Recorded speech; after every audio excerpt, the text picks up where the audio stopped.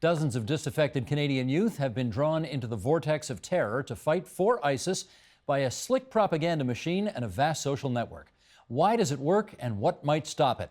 Author Mark Bourrie's new book, The Killing Game, Martyrdom, Murder, and the Lure of ISIS, examines that question.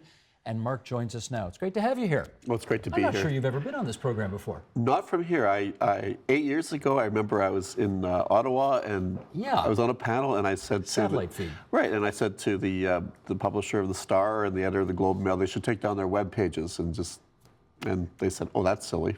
So anyway, here I am. It's good to have you back. I don't think of you as the guy who writes about terrorism. I think of you as the guy who writes about other things, politics, and so on. So this, I don't know, at first blush seems outside your wheelhouse. So what inspired you to write it? My academic area of expertise is politics and propaganda. And I did my doctorate in censorship studies in Canada. So all of that information control was very useful in this project. I had done a book on Stephen Harper's information control. And when ISIS began to come forward as a sort of new, very dynamic organization, I was so interested in how they were doing this, how they were able to sort of sell themselves, to communicate, to make the kind of propaganda that they made.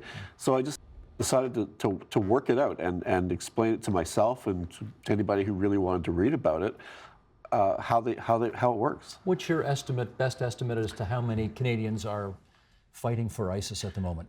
It looks like about 200. There are different reports. I mean, they don't exactly check out when they go, but the Senate committee, there's a Senate committee that's been studying this for quite a while, and they had the head of CSIS in, and at the time that he came in, the estimate was about 180, but there seemed to be more popping up all the time. Well, let me ask you about one of them. Okay. J Mag. That was his nickname, right? J Mag. John Maguire. Yeah. Tell us about him. He was a kid from Kemptville, Ontario, which is a little town between Ottawa and Kingston, between Ottawa and Brockville, and he came from a fairly troubled family, but no more troubled than some. Let's put it that way. Yeah, his parents split up, and right. His parents split up, and his mom got remarried, and he ended up living with his grandmother. But he was an interesting kid. He liked to play in bands. He was sort of very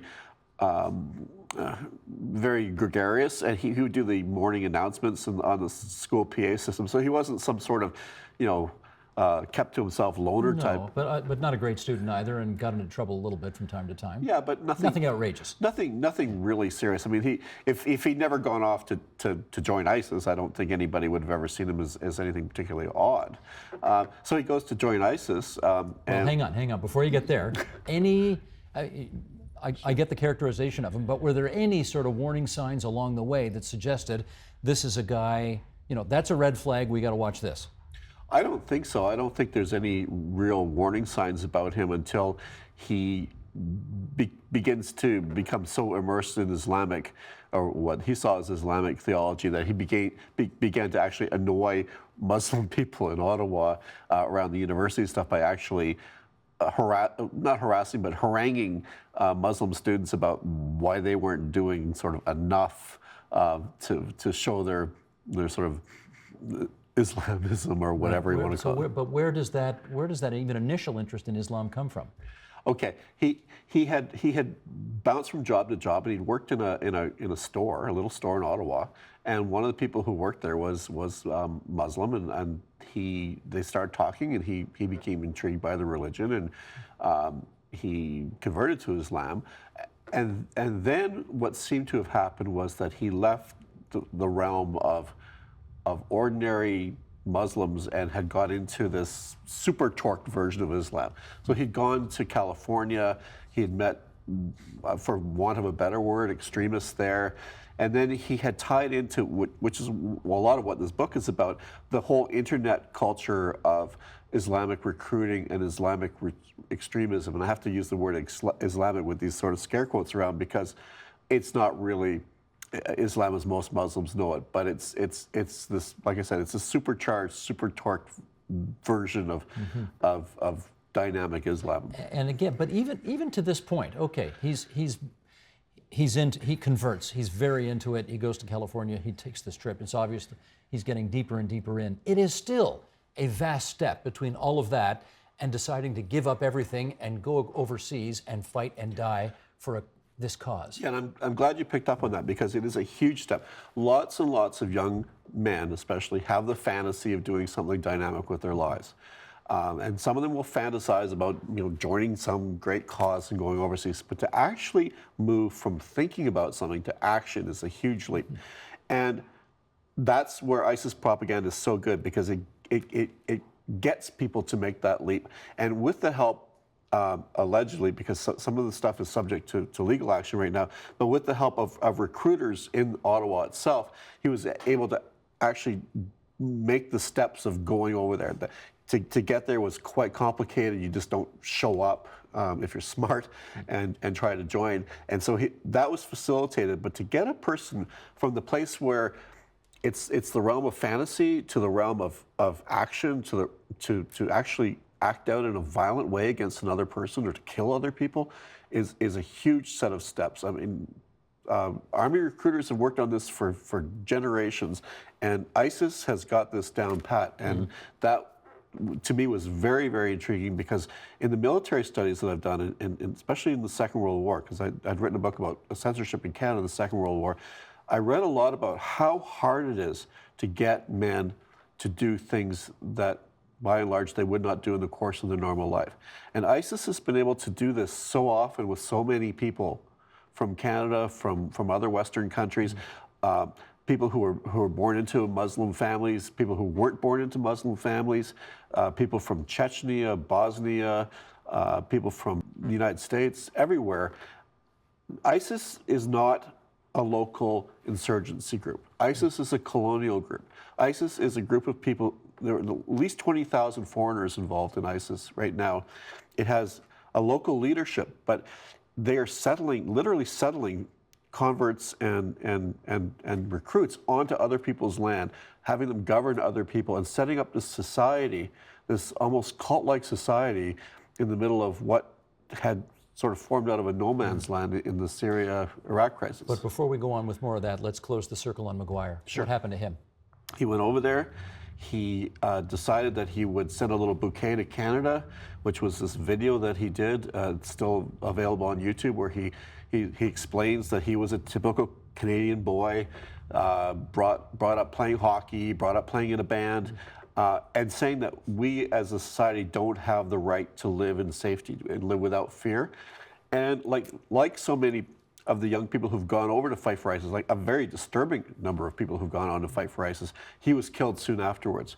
The chance of survival of a Canadian kid going over there is somewhere between slim and none. Do we know the circumstances of his death? Yes, he was fighting in a house-to-house battle in a town called Kobani, which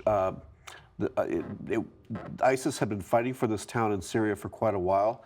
It had gone back and forth quite a bit. One of the problems that ISIS has had is not very good at urban warfare, and they were up against, I believe it was the Kurds that got them in that battle. But they were fighting back and forth, and he was killed with another foreign recruit during that fight. Mark, do we know if there are any Canadians who leave this country, go over there to that region, and fight against ISIS? Yes, there are. There was a small pocket of Canadians who went over to fight for Kurdish militias. They're an interesting bunch. Dylan Hillier was one of them, and there's a couple more that I mentioned in the book. The pattern with them is they tended to be Canadian Forces soldiers who joined after the Afghanistan operation ended. So what they were doing was going over because they really hadn't seen the action in Afghanistan that they wanted to see, and they wanted to fight what they saw as radical Islamism. So they hooked up with Kurdish Peshmerga militia, but when the Americans got more heavily involved, the Americans had the Kurds force these people to leave. So I think all but one of them are back in Canada now. I have to tell you, the revelation of this book for me was the notion that this is not new, because the whole ISIS phenomenon appears to be a never before happened kind of a thing, until you remind us Canadians went and fought in Vietnam. They didn't have to. Canadians went and fought the Spanish Civil War. They didn't have to. Yeah. This is not new. I had an ancestor relative who went from Canada to fight in the American Civil War. War has a whole bunch of things going for it for young men. People have a chance to be heroes. They have a chance to break out of a boring life. They have a chance of incredible social mobility. They have a chance to make real economic profit. One of the things that ISIS does is it pays its soldiers, not as much as it used to, since the Americans bombed their bank, but they pay their soldiers. They set them up with families. They set them up with women. They have kids. They have homes.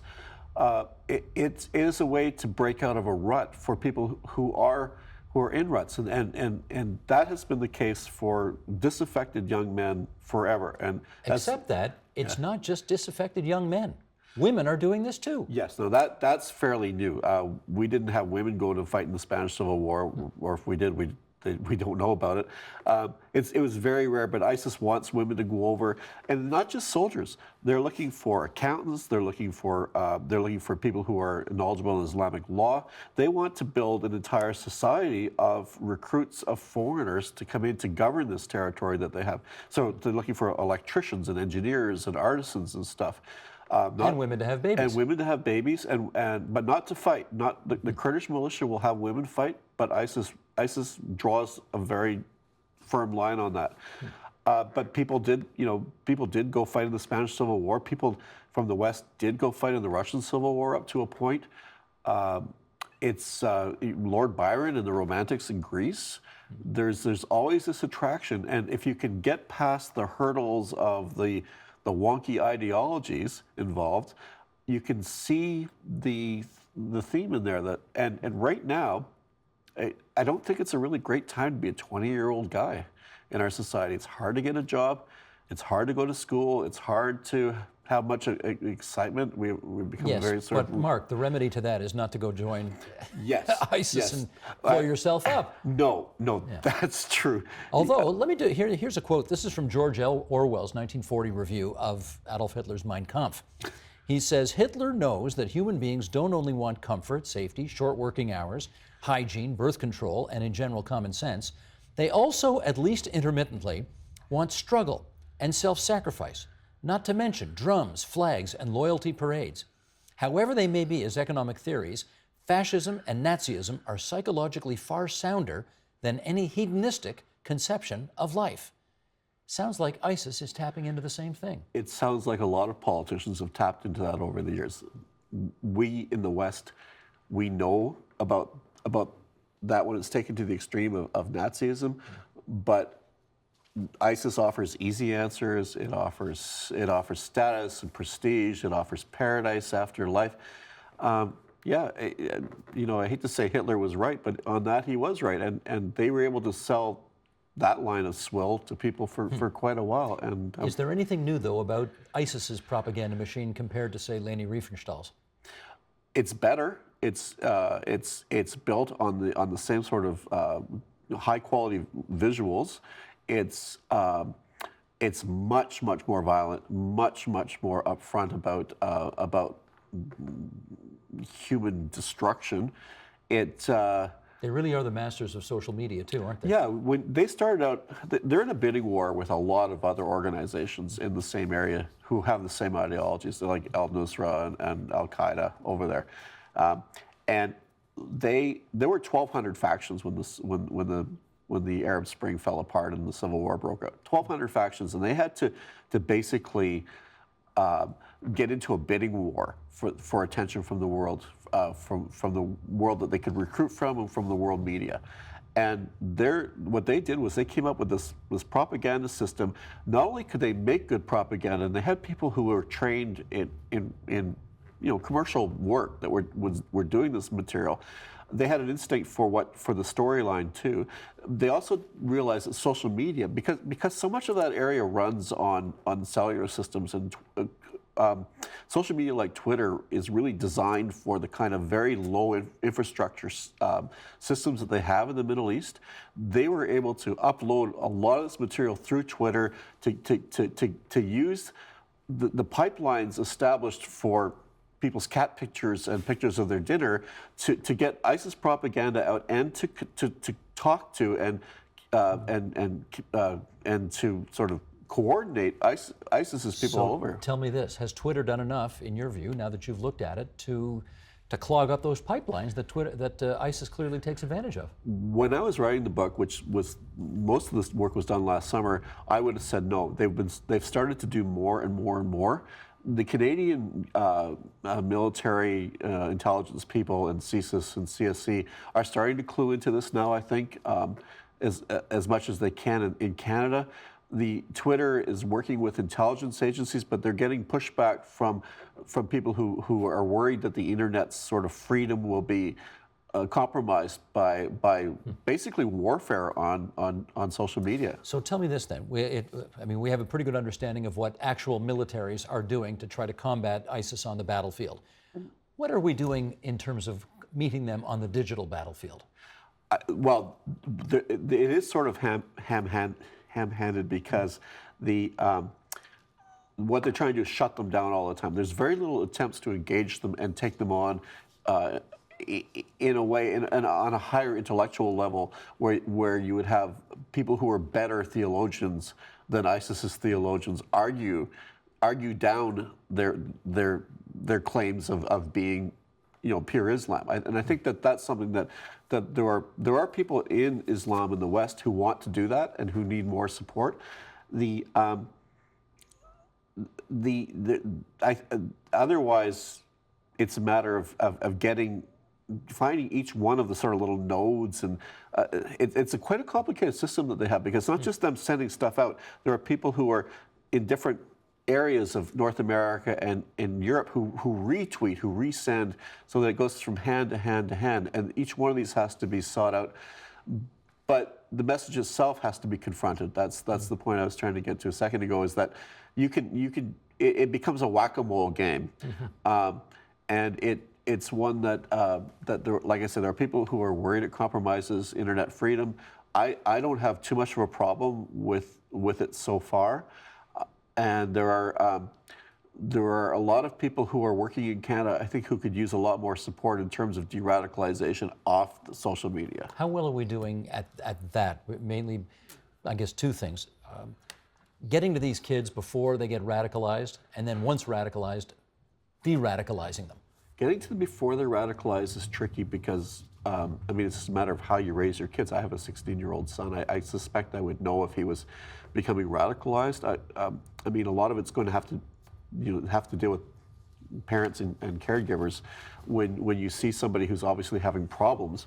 When they start to become radicalized, they start to run into people in mosques. They probably start to run into CSIS officers and people like that. Now, you can do one of two things. You can try to arrest them literally and prevent them from doing stuff, or you can convince them that maybe this is not the right way to go. That you can believe in all the tenets of Islam without believing in ISIS, and that, I think 99.9% of the world's Muslims somehow manage to do that. So I think that's a point of view to work on. You also have to find something. Obviously, if there is a need to have some sort of change, like major change in someone's life, to find them some sort of constructive way of changing. Now, there were the families of some of the kids who've gone over have been working hard to do de-radicalization. And I'm talking to Christiane Boudreau, whose son was killed, Damien Claremont was killed over in Syria, I believe.